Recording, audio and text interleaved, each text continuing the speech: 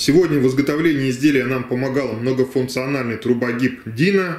Трубогиб обладает 3 ведущими валами, что обеспечивает надежное сцепление и исключает проскальзывание.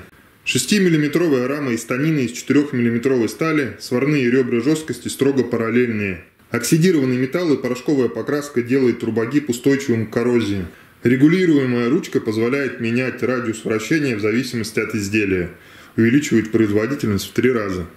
Рекордный радиус изготавливаемых колец до 100 мм, рама вращается от 0 до 120 градусов.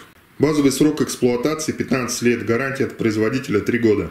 Также в качестве дополнительной оснастки можно приобрести валы для круглой трубы, центробой для прямоугольных труб и оснастку для сгибания профильной трубы в угол.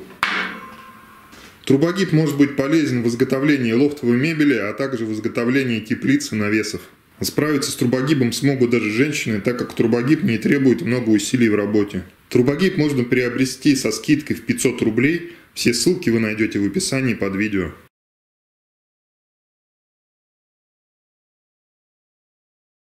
Итак, друзья, при помощи нехитрых инструментов и трубогиба Dina получился вот такой вот элегантный журнальный, ну или кофейный столик из трубки 20 на 20. Столешница черная, стекло толщиной 8 мм.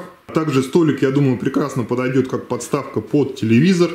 Позже покрашу его в графитовый цвет, чтобы сохранить металлический блеск в сочетании с черной столешницей. Друзья, если видео вам понравилось, ставим палец вверх. Желаю всем мира, добра и до новых встреч в следующих роликах.